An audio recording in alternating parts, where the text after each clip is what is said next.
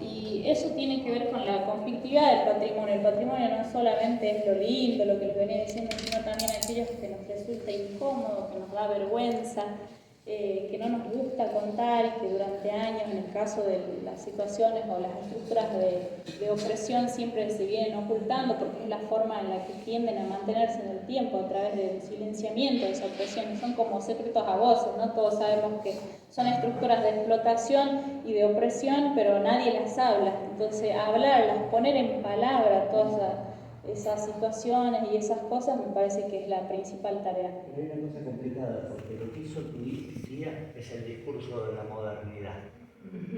Y la modernidad no eliminó la opresión, eliminó la cultura. Exactamente. Aún con un telar hecho cenizas, con el rescoldo, si se quiere, de ese telar, la violencia sigue permaneciendo ahí, no desaparece. Eso es lo que yo le decía.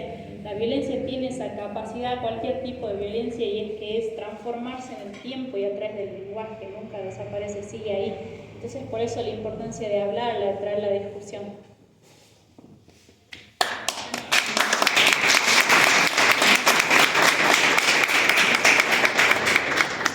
Sí, había, por ejemplo, para preguntar.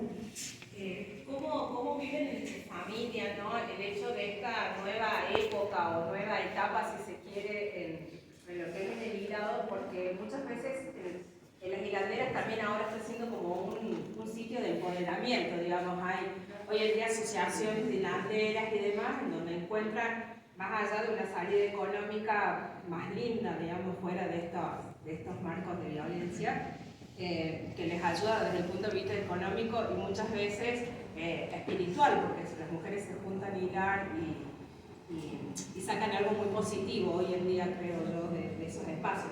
Sí, hay dos cuestiones ahí. Por un lado, digamos, lo que tiene que ver con la cooperativización de las mujeres que se dedican al tejido, y que ahora recién como están saliendo a flote, incluso lo he trabajado, lo he estudiado. Hay demasiados intentos de cooperativización, pero hacer una práctica tan subjetiva y tan personal siempre han tendido como al fracaso.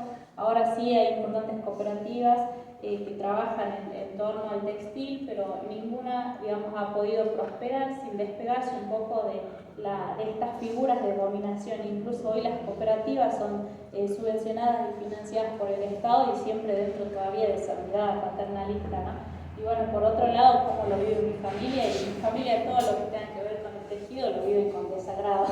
Yo creo que después de años, mi defensa de tesis fue la única vez que escucharon hablar del tejido cuando fui a defender el trabajo final, pero antes, no sé, mi tía la invitaba a un evento que tenía que ver con el tejido, ni siquiera la fiesta del poncho, ¿no? Para ellos han creado, digamos, una versión con el tejido muy, muy difícil de escudriñar, y este trabajo la verdad que es para mí un logro personal porque es poder traer a conversación y a diálogo todas esas cuestiones que generan dolor y que están ahí escondidas, que siguen todavía ahí muy, muy escondidas. Yo realmente muy sensibilizada con todo lo que acabas de contar, sobre todo en la primera parte, sobre la violencia que hay detrás de un poncho. Sí. No sé cómo expresarlo, pero me provoca mucho dolor que una persona que honró ese poncho, mal o bien, o sea, haya terminado su vida cerrándola en una escena de violencia como esa, ¿no? Que le quemen su soporte. Yo te pregunto a vos, ¿cómo se entiende esto? ¿Cómo se entiende hacia adentro de la familia?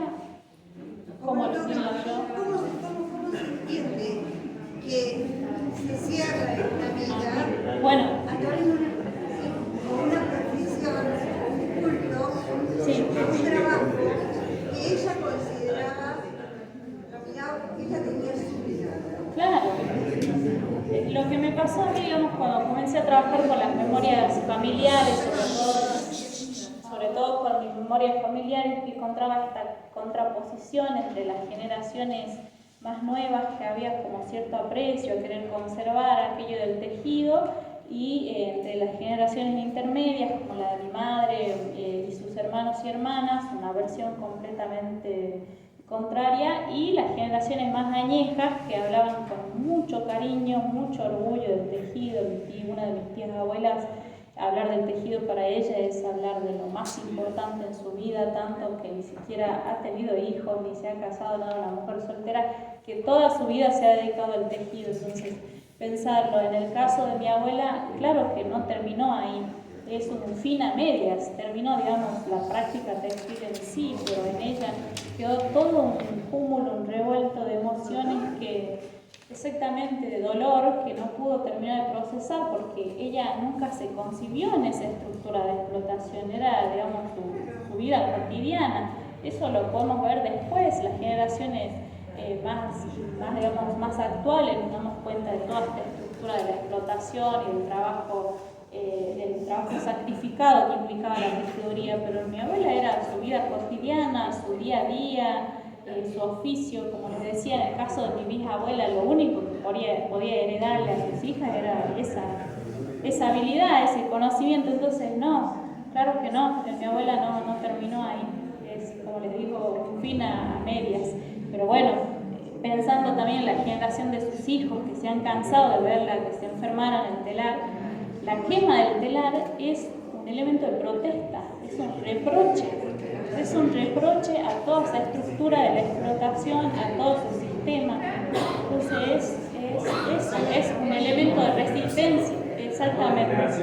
Es un modo de liberación y de decir basta, hasta acá. Exactamente. Bueno, muchísimas